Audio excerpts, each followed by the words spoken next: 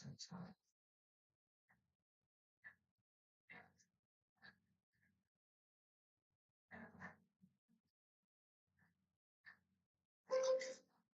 दोस्तों, नमस्कार। मैं दिलीप कुमार यादव। आप सभी लोगों का ऑप्टिमम एजुकेशन गाइडेंस पे स्वागत है। गुड मॉर्निंग, सुप्रभात।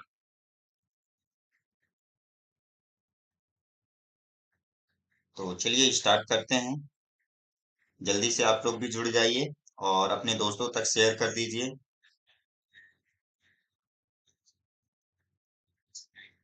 तो चलिए स्टार्ट करते हैं। आज हमें क्या पढ़ना है? किंगडम मोनेरा, है ना? आज हमें क्या पढ़ना है? Kingdom Monera. किंगडम मोनेरा के बारे में आज हमें पढ़ना है। तो जल्दी से हम लोग यानी कि 8:31 हो रहे हैं, 8:32 से स्टार्ट कर देंगे, है ना? जल्दी से शेयर कर दीजिए और जिन लोगों को भी आना है जल्दी से जुड़ जाइए, है ना? और इसकी पिछली क्लासेस अगर आप लोगों ने नहीं देखा है तो देख लीजिए। आप लोग को पर डे लिंक मिल जाए इसके लिए आप हमारे टेलीग्राम चैनल पे जुड़ सकते हैं। टेलीग्राम चैनल का नाम है ऑप्टिमम एजुकेशन गाइडेंस। ये जो है टेलीग्राम चैनल नेम दिया हुआ है ना? ये टेलीग्राम चैनल नेम है। यहीं पे आपको क्या होगा कि पीडीएफ वगैरह भी यहीं से आप लोगों को मिल जाएंगे। ठीक, जो क्लासेस की पीडीएफ होंगी, टेस्ट होंगे अभी, तो उनके पेपर मिल जाएंगे, है ना? चलिए। तो चलिए, हमने कल भी थोड़ा सा डिस्कस किया था किंगडम मोनेरा के बारे में, है ना?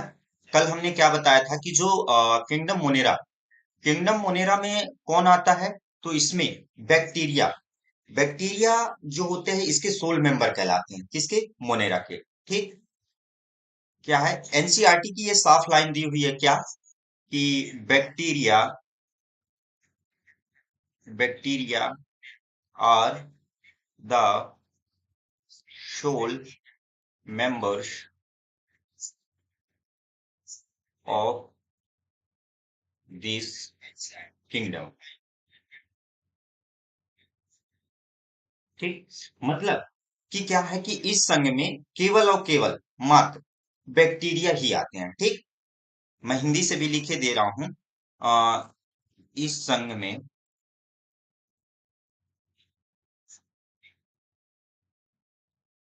एकमात्र बैक्टीरिया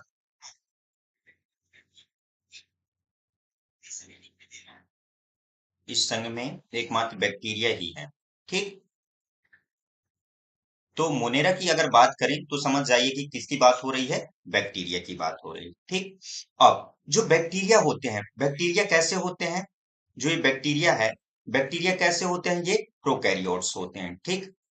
प्रोकैरियोट्स। ठीक, मतलब ये कैसे है? प्रोकैरियोटिक जीव है। तो अगर बैक्टीरिया है तो मतलब इस संघ में भी जो जीव होंगे वो कैसे होंगे? प्रोकैरियोटिक होंगे। ठीक। तो इस संघ के सभी जीव कैसे होते हैं? प्रोकैरियोटिक हैं। प्रोकैरियोटिक। इस संघ के सभी जीव क्या हैं? प्रोकैरियोटिक हैं। ठीक। इतना समझ में आया आप लोगों को? ठीक। अब क्या हो रहा है कि सभी कैसे हैं? प्रोकैरियोटिक हैं। तो हम प्रोकैरियोटिक्स के जो कैरेक्टर्स होते हैं, उनकी विशेषताएं होती हैं, उनको जान लेते हैं। ठीक। तो प्रोकैरियोटिक की विशेषताएं क्या होती हैं, है ना? तो अगर हम प्रोकैरियोटिक की विशेषताएं की बात करें, ठीक, तो कैरेक्टर, CHARACTER, एस, कैरेक्टर,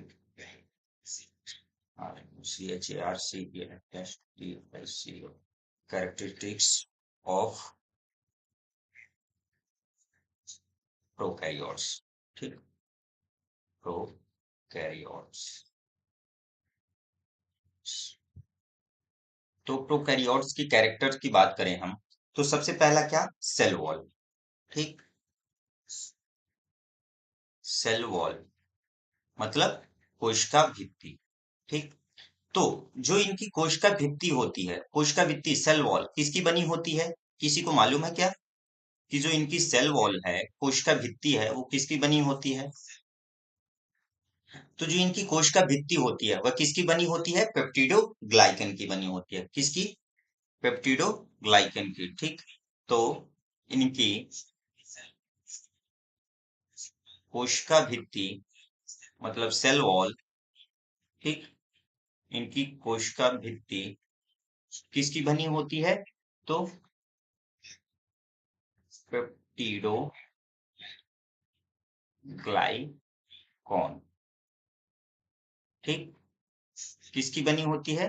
तो पेप्टिडोग्लाइकॉन की बनी होती है। ठीक, पेप्टिडो GLYCN पेप्टिडोग्लाइकॉन की बनी होती है। ठीक, अब ये जो पेप्टिडोग्लाइकन है, पेप्टिडोग्लाइकन तो किस किस से मिलकर के बनता है? तो जो ये पेप्टिडोग्लाइकन है, पेप्टिडोग्लाइकन, जो ये किस किस से? तो ये पॉलीसेकेराइड, किस किस से? पॉलीसेकेराइड और अमीनो एसिड से। ठीक, तो पॉलीसेकेराइड्स प्लस अमीनो एसिड से। ठीक, तो पेप्टिडो जो ग्लाइकन है या किस किस से? पॉलीसेकेराइड और पॉलीसेकेराइड और अमीनो एसिड से मिलकर के बनती है। ठीक, अब जो ये पेप्टिडोग्लाइकन है, पेप्टिडोग्लाइकन को और किस नाम से जाना जाता है? तो पेप्टिडोग्लाइकन को और म्यूरिन्स के नाम से जाना जाता है। किस नाम से? तो म्यूरिन्स के नाम से। ठीक, चाहे पेप्टिडोग्लाइकेंस हो जाए या म्यूरिन्स, तो पेप्टिडोग्लाइकन को और म्यूरिन्स के नाम से जाना जाता है। ठीक, तो ये हो गई इसकी कोशिका भित्ति। अब बात करें हम किसकी? सेल मेम्ब्रेन की, कोशिका झिल्ली की। ठीक, दूसरा पॉइंट क्या हो जाएगा अपना? सेल मेम्ब्रेन, कोशिका झिल्ली। तो इनकी जो कोशिका झिल्ली होती है,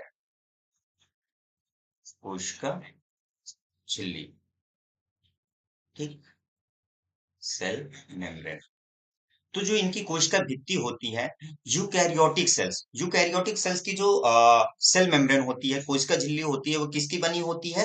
तो लिपोप्रोटीन की बनी होती है। तो सेम, यानी कि यूकैरियोटिक सेल्स की भांति ही इनकी जो कोशिका झिल्ली है वो भी लिपोप्रोटीन की बनी होती है। ठीक, तो लिख लीजिए कि इनकी या ये यूकैरियोटिक सेल्स की भांति ही है ना, यूकैरियोटिक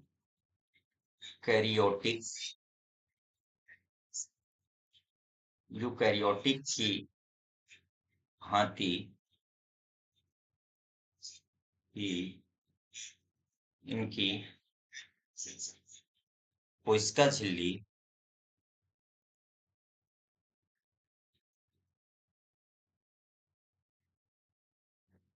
कोशिका झिल्ली लिपोप्रोटीन, ठीक, लिपोप्रोटीन,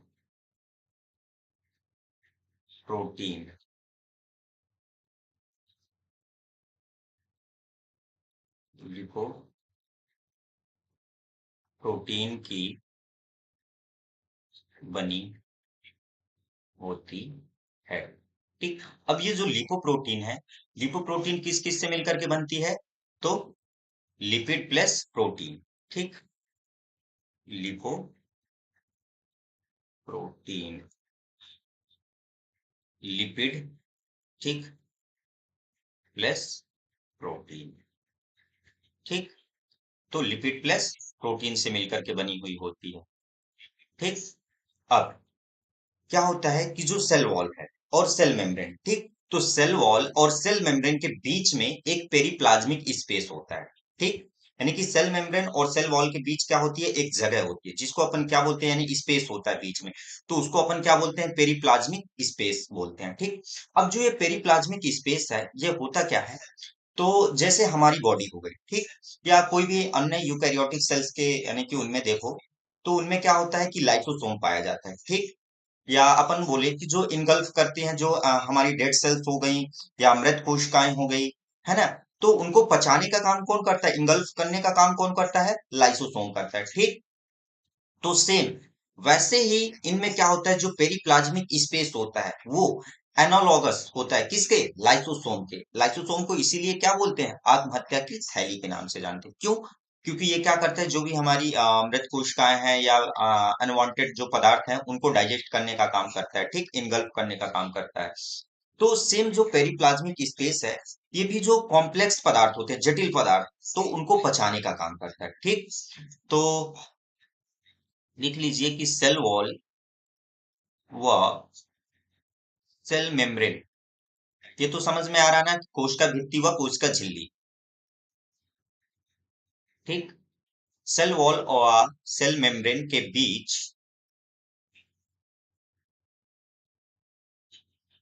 सेल वॉल या सेल मेम्ब्रेन के बीच के जगह को पेरिप्लाज्मिक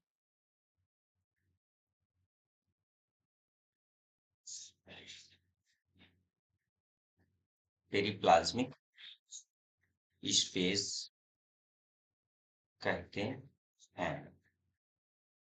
जो ये पेरिप्लाज्मिक स्पेस है, क्या होता है, अ, ये क्लियर नहीं दिखेगा है ना, अपन इसको ये कर लेते हैं।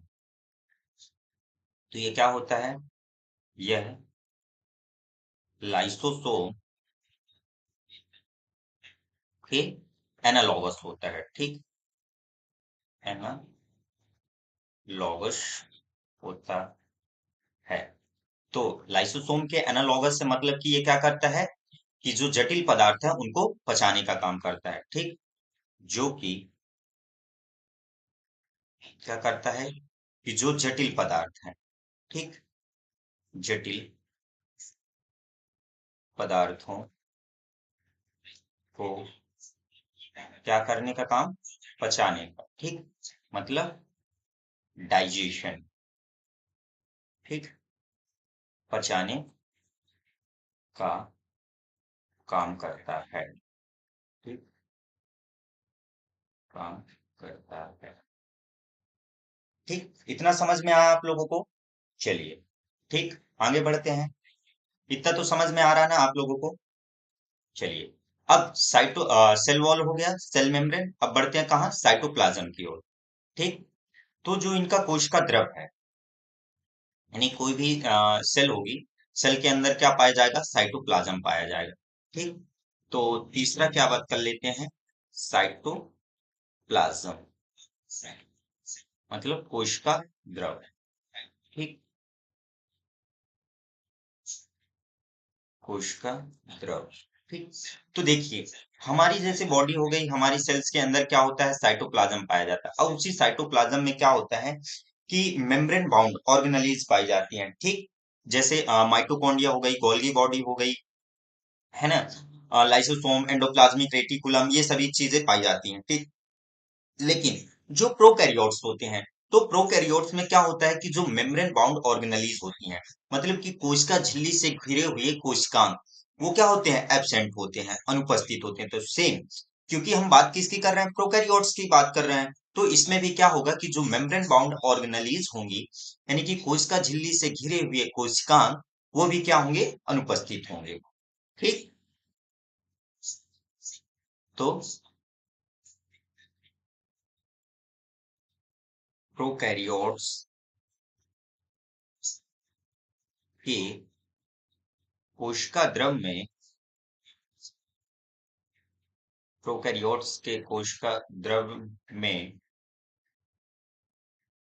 कोशिका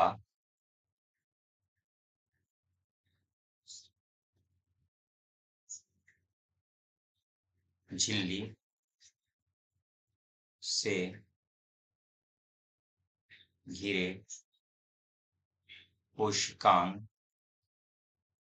क्या होते हैं, अनुपस्थित होते हैं, ठीक,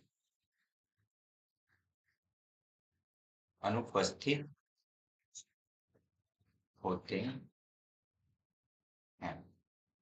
ठीक, मतलब कि नहीं पाए जाते हैं। कोशिकांग अनुपस्थित होते हैं या नहीं पाए जाते हैं। ठीक, तो जैसे अभी मैंने बात किया कि जो सेल मेम्ब्रेन बाउंड ऑर्गेनेलीज में कौन कौन से, जैसे माइटोकॉन्ड्रिया हो गई, गोल्गी बॉडीज हो गई, है ना, एंडोप्लाज्मिक रेटिकुलम हो गया, न्यूक्लियस हो गया, ये सब चीजें क्या होता है कि उसमें पाई जाती है। लेकिन इसमें क्या होता है कि इसमें तो पाए ही नहीं जाते, तो न्यूक्लियस तो होना चाहिए। तो इनमें कौन सा न्यूक्लियस पाया जाता है? तो क्योंकि क्या है कि जो इनमें ट्रू न्यूक्लियस तो पाया नहीं जाता है ना, तो इनमें क्या पाया जाता है? तो इनमें इनडिस्टिंक्ट न्यूक्लियस पाया जाता है। ठीक, क्या पाया जाता है? तो इनमें इनडिस्टिंक्ट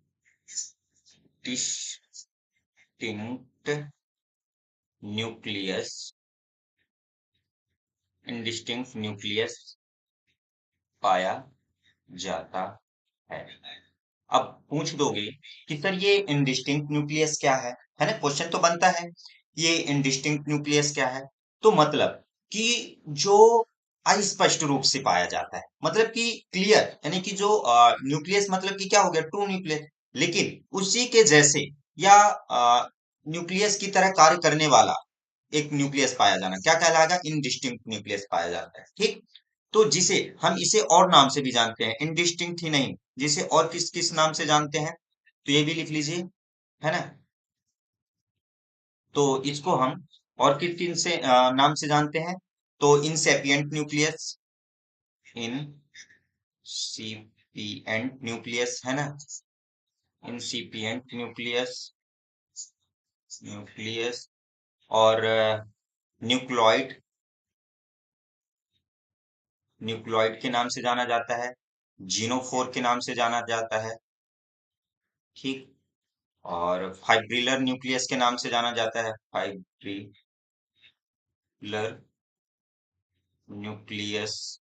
ठीक, फाइब्रिलर न्यूक्लियस के नाम से जाना जाता है, के नाम से जाना जाता है। ठीक, क्लियर? इतना समझ में आया आप लोगों को? उम्मीद करता हूँ सबको समझ में आ रहा होगा। आप लोग कमेंट नहीं करते हैं, है ना। चलिए, इतना समझ में आ गया आप लोगों को, है ना। चलिए आगे बढ़ते हैं, आप कहाँ की ओर? ये साइटोप्लाज्म। तो इसमें क्या है कि देखो, इसमें ट्रू न्यूक्लियस तो पाया नहीं जाता, तो इसमें क्या होगा कि जो इसमें न्यूक्लियर, अगर ट्रू न्यूक्लियस होता तो उसके अंदर क्या होती, यानी कि उसके चारों ओर न्यूक्लियर मेम्ब्रेन होती, उसके अंदर न्यूक्लियोलस होता, तो ये सभी क्या होते हैं? अनुपस्थित होते हैं। ठीक, तो क्या होता है कि इसमें, इनमें केंद्रक झिल्ली,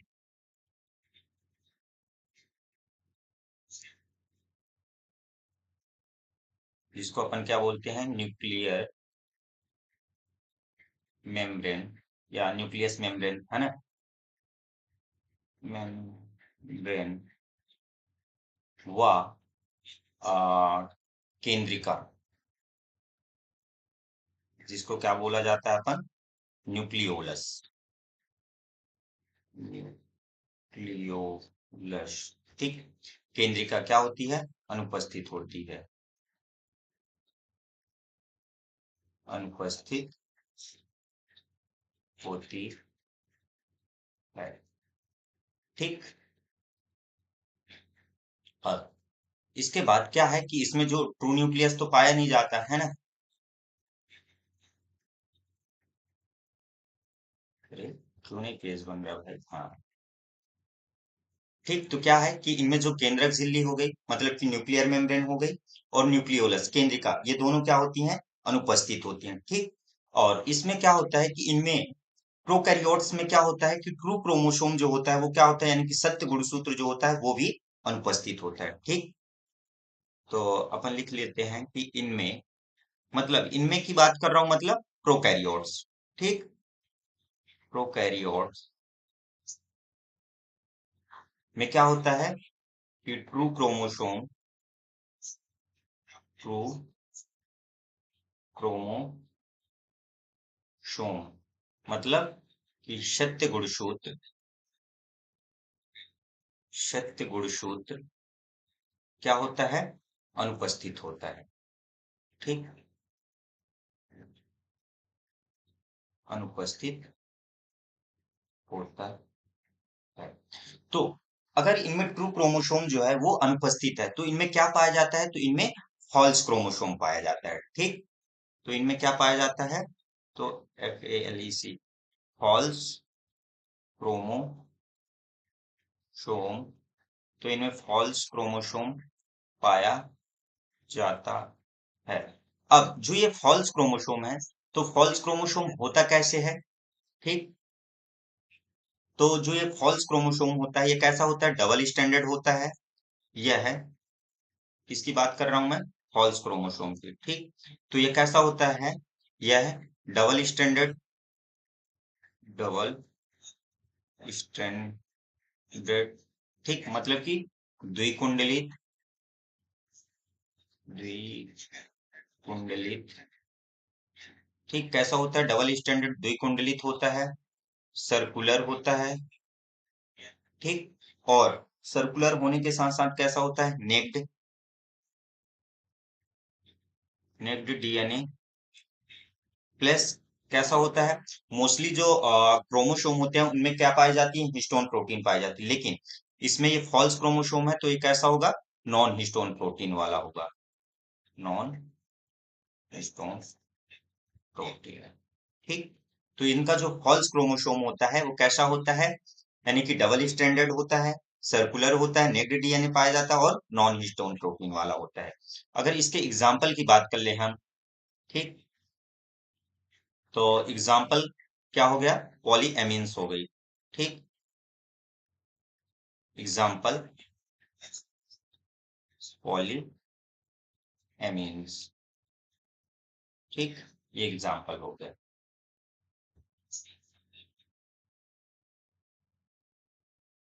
ठीक, क्लियर। अब इनमें जो क्या होता है, फॉल्स क्रोमोसोम होता है। अब यही जो फॉल्स क्रोमोसोम है क्या करता है कि चारों तरफ से मुड़ता है। ठीक, मतलब कि चारों तरफ से मुड़ेगा और क्या बना लेता है, न्यूक्लियोइड बना लेता है। ठीक, तो क्या कि यही फॉल्स क्रोमोसोम, यही फॉल्स क्रोमोसोम, क्रोमोसोम चारों ओर से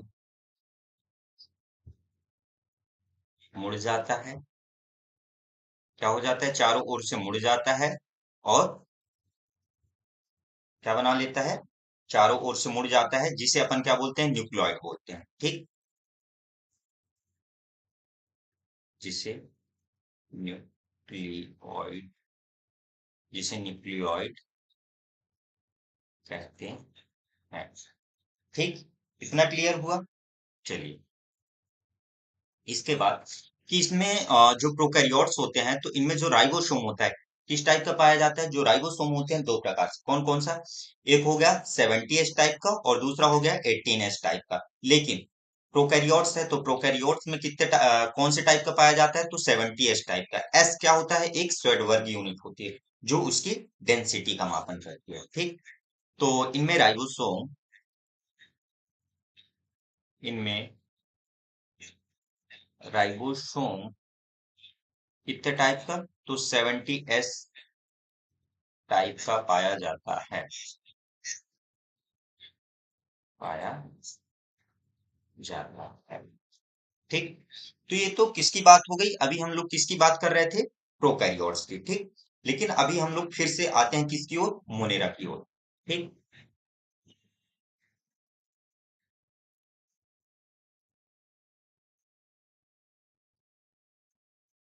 मोनेरा। ठीक, तो अभी हमने बताया कि जो मोनेरा होते हैं, यानी कि ये मोनेरा में कौन से आते हैं, बैक्टीरिया आते हैं। Sonu Pariyar, hi sir, good morning, है ना।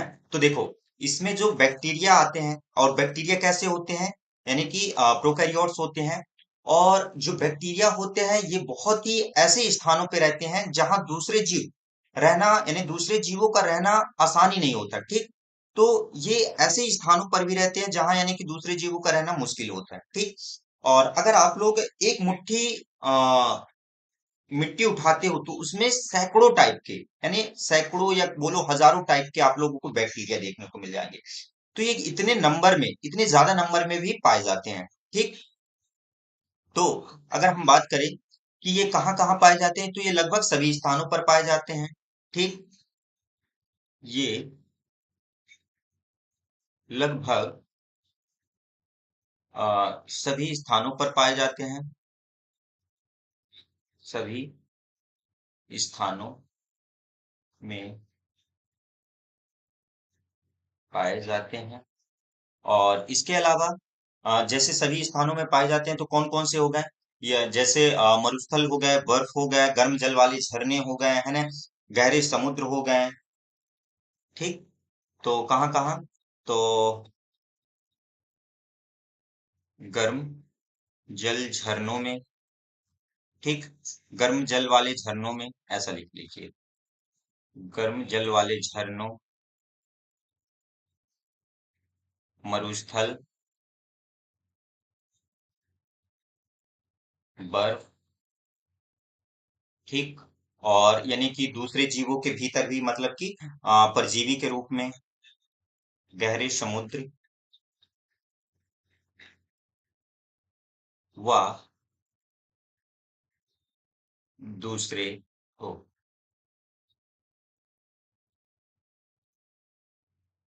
जीवों के अंदर या जीवों के भीतर, दूसरे जीवों के अंदर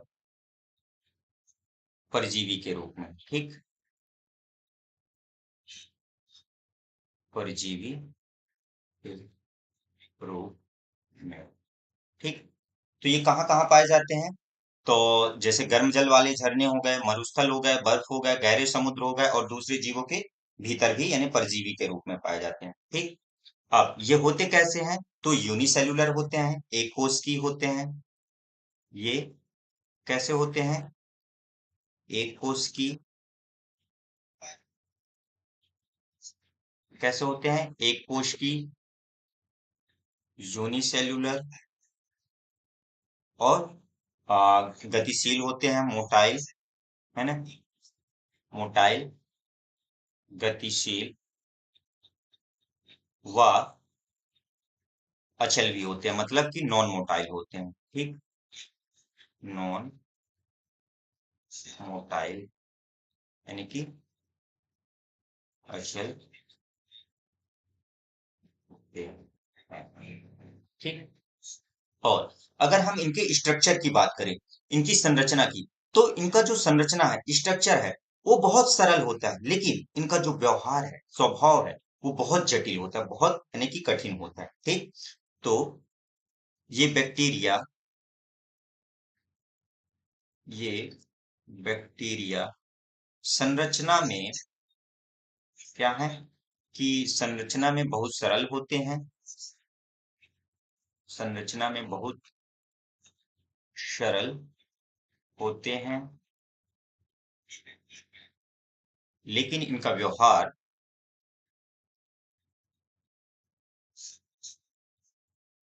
व्यवहार बहुत कठिन होता है, ठीक, या बहुत जटिल होता है, ऐसा लिखिए, व्यवहार बहुत, इनका व्यवहार जो होता है बहुत जटिल, अच्छा यहाँ पे दिख नहीं रहा होगा, है ना, बहुत जटिल, इनका जो व्यवहार है बहुत जटिल होता है, ठीक। अब जो मोनेरा है, तो मोनेरा को दो मेजर ग्रुप में बांटा गया है, ठीक। क्या है कि मोनेरा को, मोनेरा को दो मेजर ग्रुप्स में बांटा गया है, ठीक। तो मोनेरा को दो मेजर ग्रुप्स में बांटा गया है, कौन कौन से, पहला हो गया आर्की बैक्टीरिया, आर्की बैक्टीरिया, और दूसरा हो गया क्या, यू बैक्टीरिया। ठीक, यू बैक्टीरिया। तो आर्की बैक्टीरिया में हम आर्की बैक्टीरिया में पढ़ेंगे जैसे मेथनोजेंस हो गया, हेलोफाइल्स हो गया, थर्मोएसिडोफिल्स हो गए। और यू बैक्टीरिया में हम पढ़ेंगे बैक्टीरिया के बारे में, ब्लू ग्रीन एल्गी, बीजीए, जिसको अपन साइनोबैक्टीरिया के नाम से भी जानते हैं, है ना। और पढ़ेंगे माइकोप्लाज्मा के बारे में। ठीक, तो सबसे पहले अपन चलते हैं किसकी ओर, तो आर्की बैक्टीरिया की ओर। ठीक, और आप लोगों को क्लास समझ में आ रही ना, मजा आ रहा है ठीक कि नहीं लग रहा, आप लोग कुछ नया सीखने को मिल रहा है या नहीं मिल रहा है। ठीक, तो सबसे पहले अपन बढ़ते हैं किसकी ओर, पहला आर्की बैक्टीरिया की ओर। ठीक, आर्की बैक्टीरिया। ठीक, तो आर्की बैक्टीरिया के बारे में आप लोग आते हो और चले जाते हो क्लास, यानी कि मतलब देर तक अटेंड नहीं करते, तो ऐसे में कैसे समझ में आएगा कि आप लोग यानी कि एक सेकंड में ही जज कर लेते हो, है ना। तो चलिए, जो आर्की बैक्टीरिया होते हैं, आर्की बैक्टीरिया कैसे होते हैं, ये सबसे ओल्डेस्ट लिविंग फॉसिल्स होते हैं, मतलब कि they are oldest living fossil, मतलब कि ये सबसे पुराने जीवित जीवाश्म होते हैं। कैसे हैं ये, they are oldest living fossil. ठीक, ये कैसे होते हैं, सबसे पुराने जीवित जीवाश्म हैं ये, सबसे पुराने जीवित जीवाश्म हैं। ठीक, they are oldest living fossils हैं। इसके अलावा जो ये आर्की बैक्टीरिया होते हैं, ये कहाँ निवास करते हैं, तो मोस्टली ये अनारोबिक्स में, मतलब कि अवायवीय परिस्थितियों में निवास करते हैं। ठीक, तो सामान्यतः आर्की बैक्टीरिया आर्की बैक्टीरिया कहाँ रहते हैं, तो समानता आर्की बैक्टीरिया अवायवी होते हैं या अवायवी में निवास करते हैं। ठीक, तो समानता आर्की बैक्टीरिया अवायवी होते हैं। ठीक, अवायवी होते हैं। ठीक, अब इनका जो निवास स्थान है, ठीक, तो इनका जो निवास स्थान है, ये कहाँ कहाँ निवास स्थान, ये कहाँ कहाँ रहते हैं, तो इनका जो निवास स्थान है बहुत कठिन होता है। ठीक, इनका ये बहुत ही कठिन आवास में ऐसा लिख सकते हैं, है ना, ये बहुत ही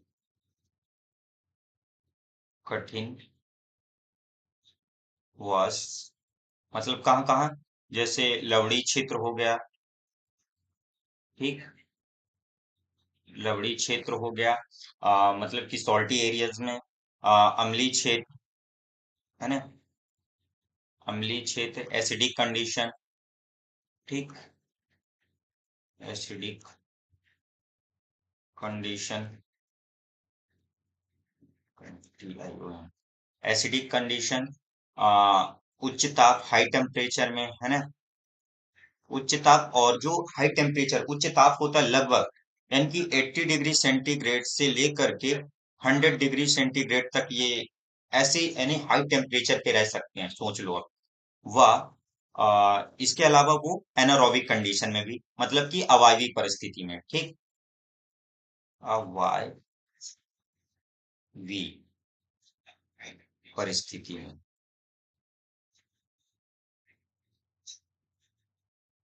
ठीक, एनारोबिक कंडीशन,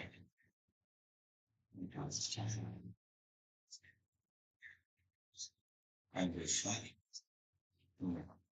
ठीक, तो इतना समझ में आया। अब जो आर्की बैक्टीरिया है, तो आर्की बैक्टीरिया को भी ये भी तीन प्रकार के होते हैं, कौन कौन से, तो जो आर्की बैक्टीरिया है ये तीन प्रकार से होते हैं, कौन कौन से होते हैं, किसी को मालूम है क्या, ये अभी जस्ट मैंने बताया है, ये तीन प्रकार के होते हैं। कौन कौन से हैं आर्की बैक्टीरिया के टाइप्स, कौन कौन से हैं, किसी को मालूम है क्या? बताइए आप लोग, मैं आप लोगों को कमेंट देख रहा हूँ, कौन कौन से हैं? तो पहला हो गया क्या? मेथनोजेंस, मेथनोजेंस हो गया। दूसरा हेलोफाइल्स हो गया, ठीक। और तीसरा हो गया क्या? थर्मो एसिडोफिल्स, ठीक।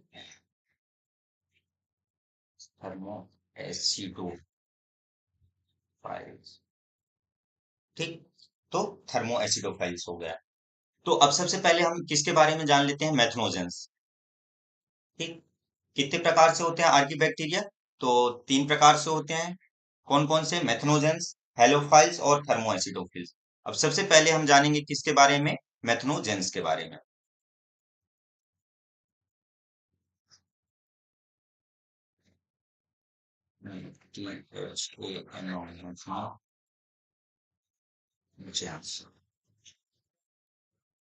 ठीक, मेथनोजेंस, इतना तो समझ में आ रहा है, समझ में आ रहा है आप लोगों को, है ना?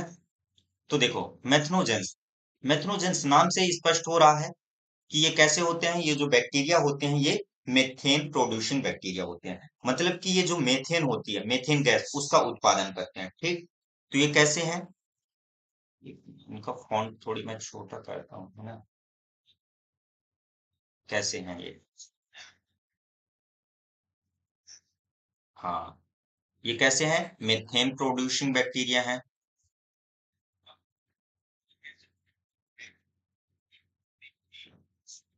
कैसे हैं? तो मेथेन प्रोड्यूसिंग बैक्टीरिया हैं,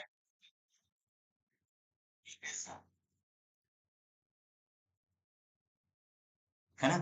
कैसे हैं ये? मेथेन प्रोड्यूसिंग बैक्टीरिया हैं।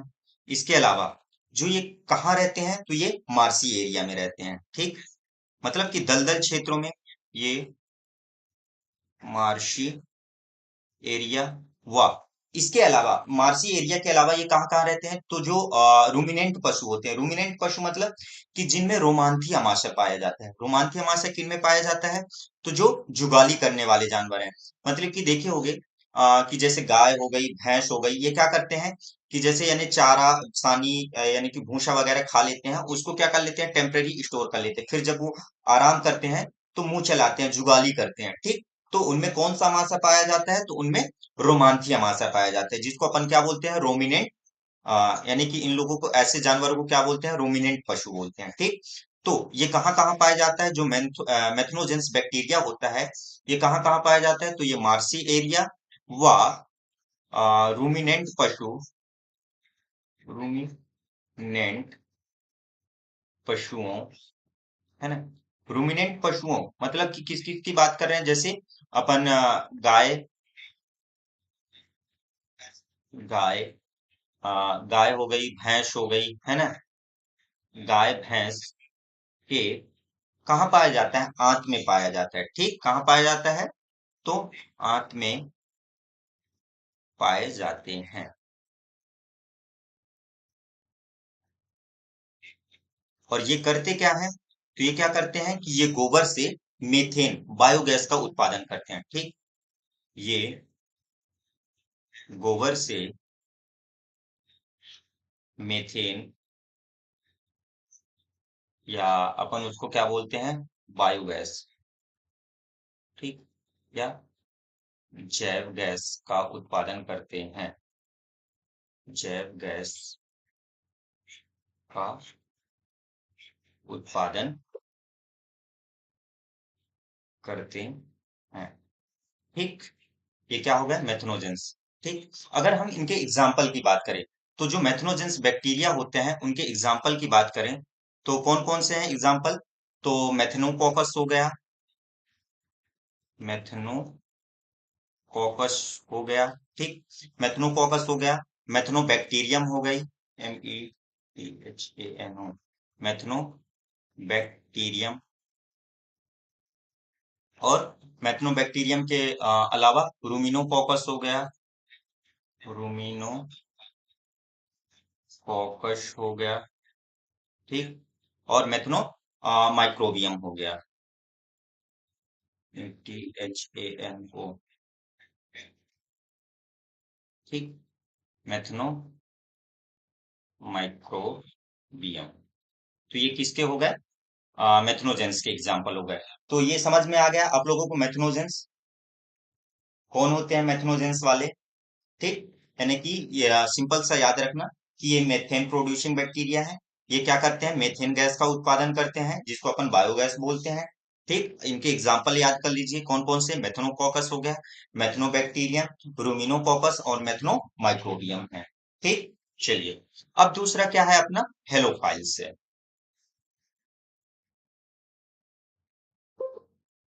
दूसरा क्या है अपना? हेलोफाइल्स।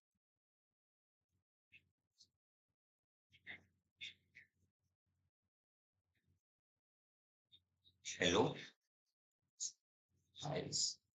ठीक। तो जो ये हेलोफाइल्स होते हैं, ये कहाँ रहते हैं? तो जो ये हेलोफाइल्स वाले होते हैं, ये कहाँ रहते हैं? सॉल्टी एरिया में रहते हैं, ठीक, यानी लवड़ी क्षेत्र में रहते हैं, ठीक। तो ये कहाँ रहते हैं? ये बहुत ही सॉल्टी एरियाज, मतलब कि लवड़ी क्षेत्र में रहते हैं या पाए जाते हैं या निवास करते हैं, ठीक, क्षेत्र में पाए जाते हैं, ठीक। और अब क्या है कि जो ये हेलोफाइल्स है, हेलोफाइल्स में क्या होती है? रेड कैरोटीनाइट पिगमेंट पाई जाती है, ठीक। तो ये जो रेड कैरोटीनाइट पिगमेंट होती है, ये करती क्या है? तो जो सोलर के द्वारा, यानी कि हार्मफुल जो रेडिएशन आती है, तो ये हार्मफुल रेडिएशन से बचाने का काम करती है। कौन?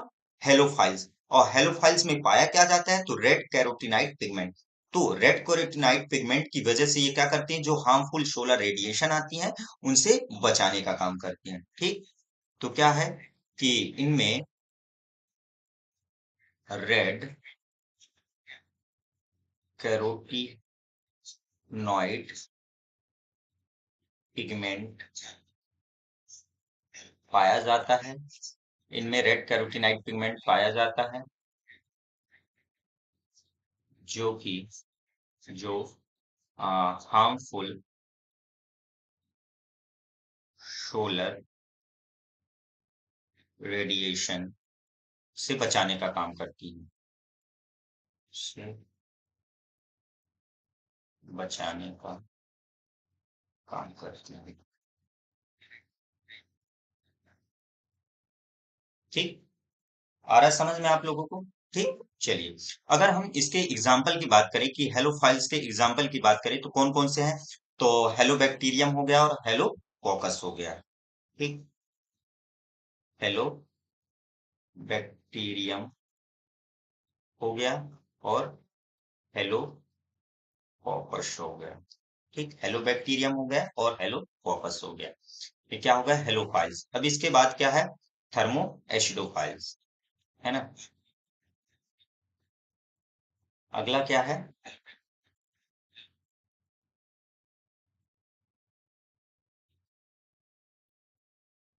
तीसरा क्या है? थर्मो एसिडोफाइल्स, ठीक। तो थर्मो, यानी थर्म नाम से ही क्लियर हो रहा है कि ये कहाँ पाए जाते हैं? तो ये बहुत ज्यादा हाई टेम्परेचर में पाए जाते हैं, ठीक। तो इस प्रकार के बैक्टीरिया बहुत ही अधिक, इस प्रकार के बैक्टीरिया बहुत अधिक उच्च ताप, ठीक, कितना? लगभग 80 डिग्री सेंटीग्रेड से लेकर के 100 डिग्री सेंटीग्रेड व अम्लीय माध्यम, अम्लीय माध्यम, ठीक। लगभग 1.3 से लेकर के जो इनका पीएच होता है, पीएच कितना होता है 1.3 से लेकर के 2 पीएच तक में पाए जाते हैं। ठीक, वहां पाए जाते हैं। ठीक, पाए जाते हैं। ठीक, और इसके अलावा ये पाए कहाँ जाते हैं, तो ये हॉट सल्फर स्प्रिंग्स में भी पाए जाते हैं। ठीक, ये hot sulphur spring, PRING, hot sulphur springs में पाए जाते हैं। और जो ये हॉट सल्फर स्प्रिंग्स है, ये होती कहाँ है, तो जो हिमालयन रीजन है तो वहां पाई जाती हैं। ठीक, हिमालयन रीजन। ठीक, तो आर्की बैक्टीरिया आप सभी लोगों को क्लियर हो गया? किसी को कोई डाउट आर्की बैक्टीरिया में? ठीक, आर्की बैक्टीरिया सभी को क्लियर हो गया। अब दूसरी यानी यू बैक्टीरिया की ओर आगे बढ़े।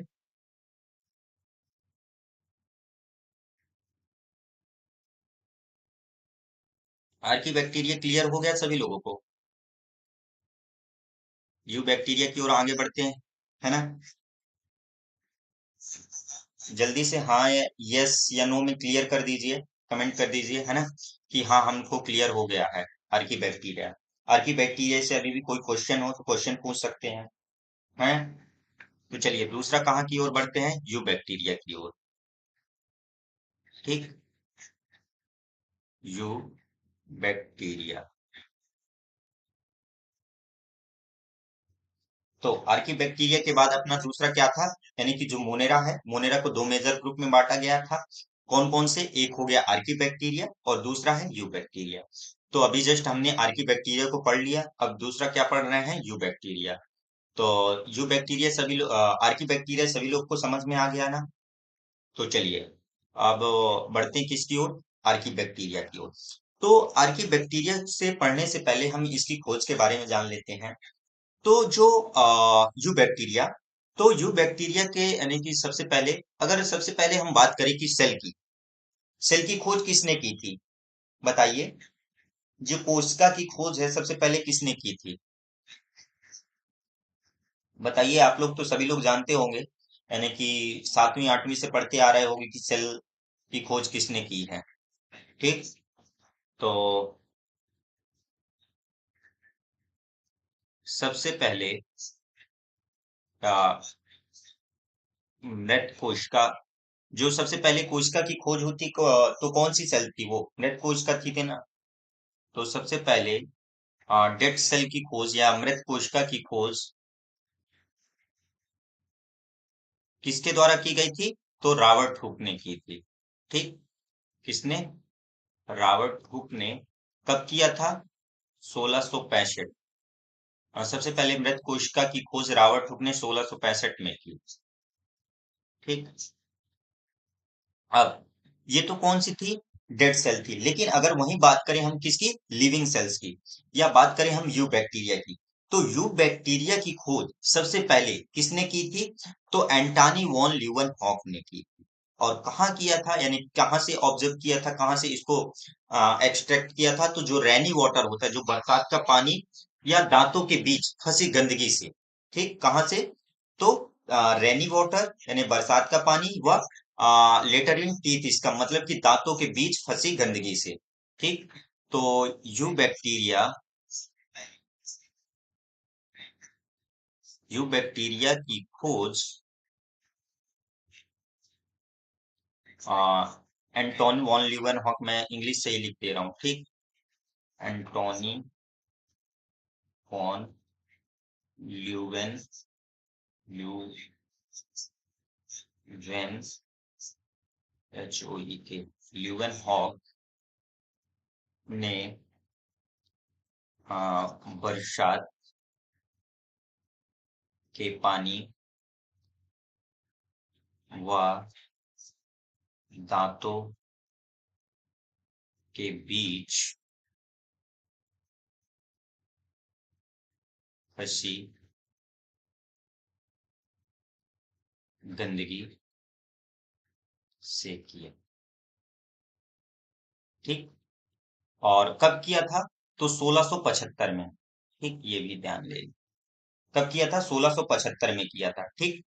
तो यू बैक्टीरिया की खोज एंटोनी वॉन ल्यूवेनहॉक के द्वारा 1675 में कहाँ से किया था? तो बरसात के पानी व दांतों के बीच फंसी गंदगी से किया था। ठीक। अब कि जो एंटोनी वॉन ल्यूवेनहॉक है, तो उन्होंने तो जो इसको जो एक्सट्रैक्ट किया, जिसकी यानी कि उन्होंने खोज की, तो उसको क्या बोला था? तो इन्होंने उसको एनिमेक्यूल बोला था। ठीक। तो एंटोनी वॉन ल्यूवन हॉक ने इसको क्या बोला था? एनिमेक्यूल कहा था। ठीक। इसे एंटोनी वॉन ल्यूवेन हॉक ने क्या नाम दिया था? तो एनिमेक्यूल।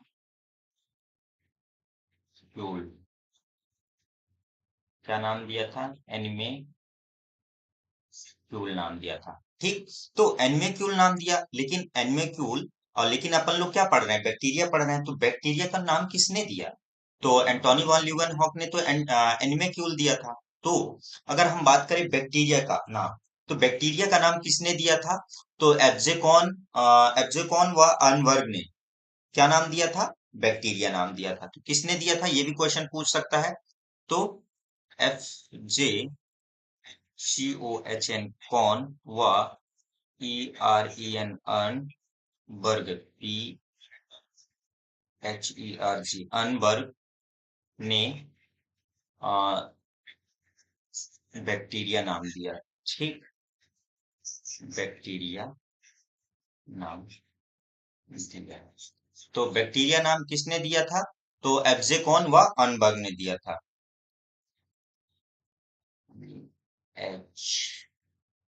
HREN अर्नबर्ग ने। ठीक। अर्नबर्ग ने दिया था। ठीक। अब बैक्टीरिया नाम किसने दिया? एब्जेकॉन व अर्नबर्ग ने दिया। अब जो ये बैक्टीरिया है, तो बैक्टीरिया का उल्लेख किसने किया है सबसे ज्यादा? अगर हम बैक्टीरिया के उल्लेख के बारे में बात करें, तो किसने किया है?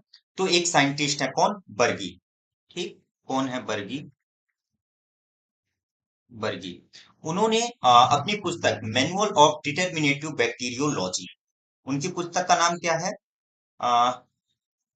Manual of determinative manual of determinative bacteriology. Bacteriology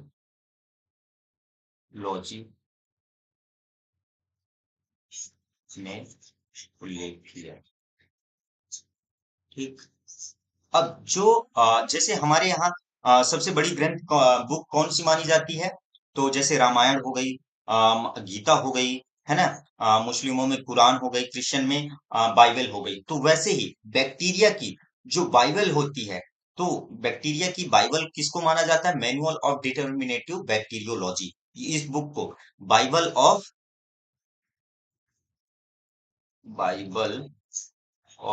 bacterial classification, यानी कि इस बुक को क्या बोला जाता है? बाइबल ऑफ बैक्टीरियल क्लासिफिकेशन बोला जाता है दिस बुक को। ठीक। लिख लीजिए, this book is called this book is called Bible of bacterio bacteriology, है ना?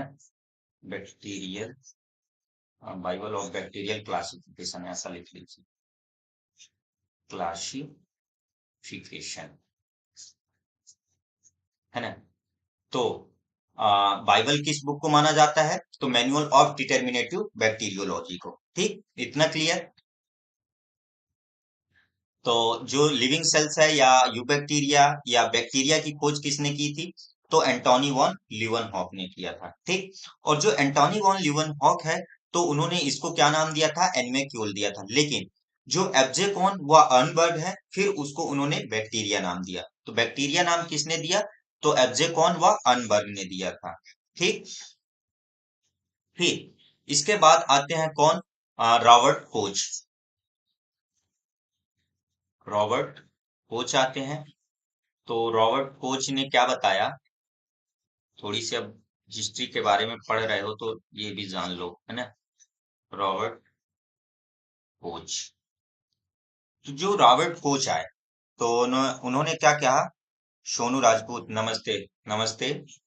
रॉबर्ट कोच ने कहा कि जो बैक्टीरिया होते हैं ये क्या करते हैं, डिसीज कॉज करने वाले होते हैं, ठीक। तो वो किसने खोज की थी, तो रॉबर्ट कोच ने खोज किया था।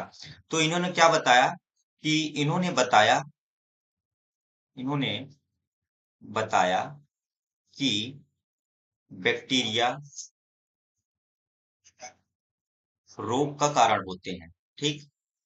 बैक्टीरिया रोग का कारण होते हैं, या कॉज ऑफ बैक्टीरिया रोग का कारण होता है, ठीक। तो यानी कि बैक्टीरिया के द्वारा रोग हो जाता है, ये किसने बताया था, रॉबर्ट कोच ने बताया था, ठीक। इसके लिए इनको क्या दिया गया, नोबेल प्राइज भी दिया गया था, ठीक। और दिस रूल को, इस नियम को क्या बोलते हैं, कोच पोस्टुलेट्स बोला जाता है, ठीक। तो इस नियम को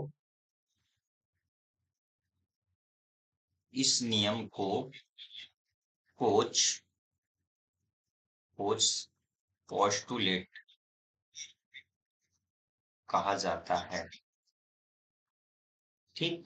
तो इस रूल को क्या बोला जाता है, कोच पोस्टुलेट कहा जाता है। और इसके लिए, ठीक, ये नोट कर लीजिए कि इसके लिए इन्हें नोबेल प्राइज से सम्मानित किया गया है, ठीक। तो इसके लिए इन्हें नोबेल पुरस्कार नोबेल पुरस्कार से सम्मानित किया गया है, ठीक।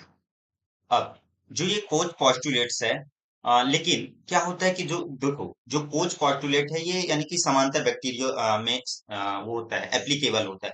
लेकिन जो ऑब्लिगेट पैरासाइट होते हैं या ऑब्लिगेट बैक्टीरिया होते हैं, ठीक।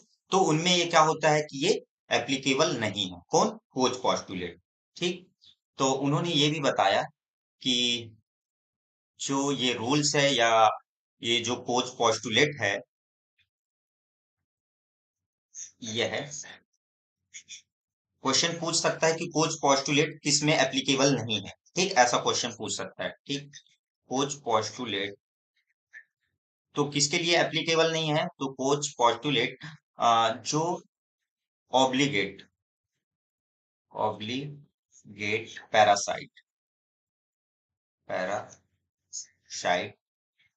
के लिए क्या नहीं है, एप्लीकेबल नहीं है, ठीक। जैसे अगर हम इसके एग्जाम्पल की बात कर लें कि ऑब्लिगेट पैरासाइट कौन होते हैं। सर तुम्हारी आवाज समझ नहीं आ रही। मेरी आवाज समझ में नहीं आ रही है पैरासाइट, यार मेरे मोबाइल पे तो क्लियर आवाज आ रही है। क्या नहीं है,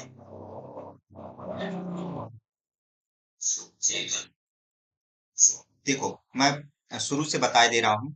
तो देखो जो रॉबर्ट कोच है, इन्होंने बताया कि जो बैक्टीरिया होते हैं वह रोग का कारण होता है।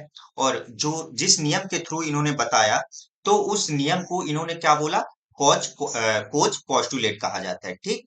तो इसी नियम के लिए इनको क्या किया गया, तो नोबेल पुरस्कार से सम्मानित किया गया, ठीक। अब जो ये कोच पोस्टुलेट होता है, ये केवल ऑब्लिगेट पैरासाइट के लिए एप्लीकेबल नहीं है।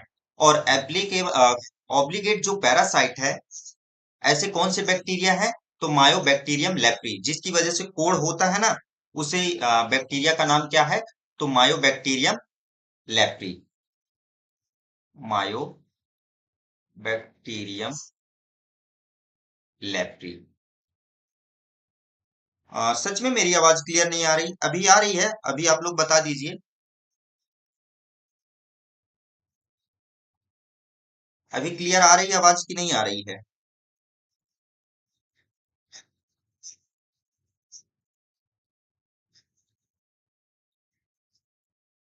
तो देखो, ये क्लियर समझ में आ गया इतना? इतना समझ में आ गया होगा, उम्मीद करता हूँ, है ना? तो आज इतना ही पढ़ते हैं। कल अपन स्टार्ट करेंगे क्या, कि जो बैक्टीरिया के शेप्स होते हैं किस किस, यानी कि जो स्पाइरल शेप हो गए, कॉमा शेप्ड हो गए, है ना, स्पुरिलम शेप्ड, है ना, छड़ाकार, गोलाकार, कॉमा शेप्ड, इनको पढ़ेंगे, मोटिलिटी पढ़ेंगे। तो कल बैक्टीरिया के बारे में आगे पढ़ते हैं। तो चलिए आज के लिए इतना ही। और क्लास कैसी लगी ये हमें बताइएगा। और अधिक और जो कुछ भी डाउट हो तो आप लोग कमेंट में पूछ सकते हैं, या कल की जो क्लास होगी उस पे आकर आप लोग पूछ सकते हैं। ठीक।